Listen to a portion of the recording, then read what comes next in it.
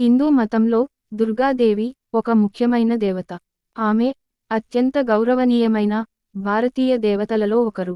దేవి భాగవత పురాణం ప్రకారం భువనేశ్వరి దేవి యొక్క 5 రూపాలలో దుర్గాదేవి ఒకటి.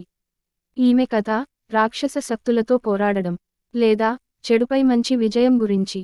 దుర్గ అనేది సింహం లేదా పులిపై స్వారీ చేస్తూ బహుళ ఆయుధాలను ధరించి రాక్షసులతో పోరాడే అందమైన మహిళ పాత్ర.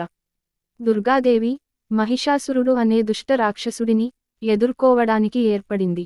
బ్రహ్మ, విష్ణు మరియు శివుడు తమ శక్తులను కలిపి 10 చేతులతో ఒక బలీయమైన స్త్రీ రూపాన్ని నిర్మించారు. అదే దుర్గాదేవి రూపం. పవిత్ర గంగా జలాల నుండి దుర్గాదేవి ఆత్మగా ఉద్భవించినప్పుడు దేవతలందరూ కలిసి దుర్గకు శారీరక రూపాన్ని ఇచ్చారు. ఇంద్రుడు ఆమె ముఖాన్ని చెక్కాడు. చంద్రుడు ఆమె స్తనాలను సృష్టించగా బ్రహ్మ ఆమె దంతాలను సృష్టించాడు. భూదేవి తన దిగువ మొండెంను, వరుణుడు ఆమె తొడలను, మోకాళ్లను చెక్కాడు. అగ్నిదేవుడు నేత్రాలను చెక్కాడు. ఫలితంగా దుర్గాదేవి అన్ని ఇతర దేవతల సామర్థ్యాలను కలపడం ద్వారా ఉత్పత్తి చేయబడిన అంతిమ శక్తి. దుర్గాదేవిని మహామాయ అని కూడా పిలుస్తారు. దేవతలు అందరూ దుర్గాదేవికి ఆశీస్సులు మరియు ఆయుధాలను ప్రసాదించారు. కృష్ణానదీ తీరంలో విజయవాడలోని ఇంద్రకీలాద్రి పర్వతంపై వేంచేసి ఉంది దుర్గామాత స్వయంభువు. ఈ ఆలయంలో శ్రీచక్రం ఉంది. ఈ కనకదుర్గామాత ఇంద్రకీలాద్రిపై స్థిరనివాసం ఏర్పరచుకుని భక్తులను ఈడేరుస్తోంది. కనకదుర్గామాత ఇంద్రకీలాద్రిపై వెలసి ఉండడానికి ఒక కథ ఉంది. దుర్గామాత ఆలయం ఉన్న కొండను ఇంద్రకీలాద్రి అంటారు. ఈ పర్వతాన్ని అధిష్ఠించినవాడు ఇంద్రకీలుడు అనే యక్షుడు. అతడు పూర్వకాలంలో ప్రతిరోజూ కృష్ణవేణి నదిలో స్నానం చేస్తూ నదికి ఉత్తర భాగంలో తపస్సు చేసుకుంటూ ఉండేవాడు. అతని తపస్సుకు మెచ్చి పార్వతీపరమేశ్వరులు ప్రత్యక్షమై వరం కోరుకోమన్నారు. పార్వతీపరమేశ్వరులకు తాను ఆసనంగా అయ్యే భాగ్యం ప్రసాదించవలసిందిగా ఇంద్రకీలుడు వరం కోరాడు.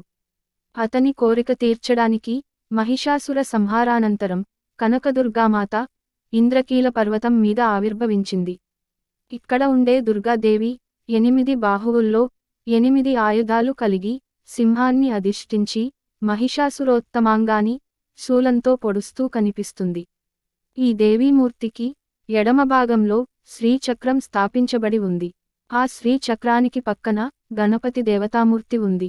ఆలయంలో జరిగే పూజలన్నీ శ్రీచక్రానికి జరుగుతాయి.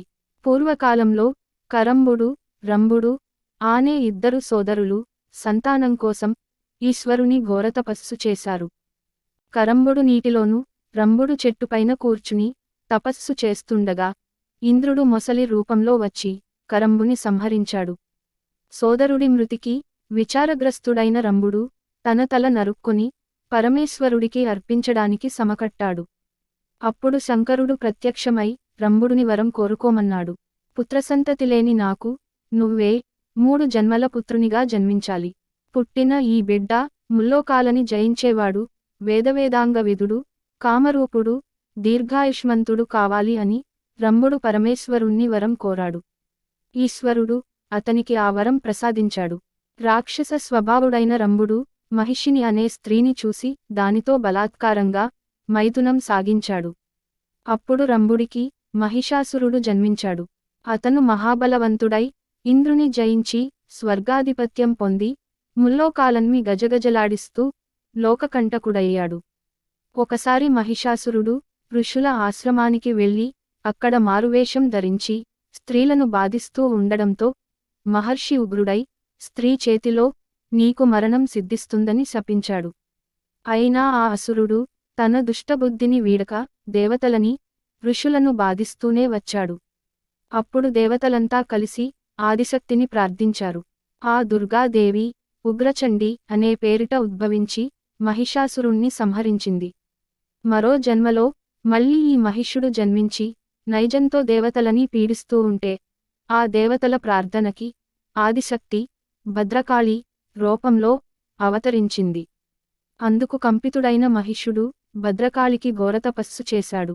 అప్పుడు దేవి ప్రత్యక్షమైంది. ఇక తనకు జనన మరణాలు లేకుండా వరం ప్రసాదించమని భద్రకాళిని అడిగాడు. అప్పుడు భద్రకాళి, నాకు వాహనం కావడానికి బ్రహ్మ నిన్ను సృష్టించాడు. ఇక నువ్వు నా వాహనంగా ఉండి నేను నిలిచిన చోట పాదాక్రాంత శరీరుడవై నా సన్నిధిని నిలిచి ఉంటాను అని దేవి పలికింది. ఆ తర్వాత మహిషుడికి మళ్ళీ జగన్మాత మాయ కప్పడంతో మళ్ళీ అసుర చేష్టలకు పూనుకొని దేవతలని మునులని పీడిస్తూ ఉండడంతో దేవతల ప్రార్థనపై మరో శక్తి శ్రీ కనకదుర్గామాత రూపం ధరించి సపరివారుడైన మహిషాసురుని సంహరించింది. ఈ వీడియో మీకు నచ్చితే లైక్ చేసి సబ్స్క్రైబ్ చేయండి.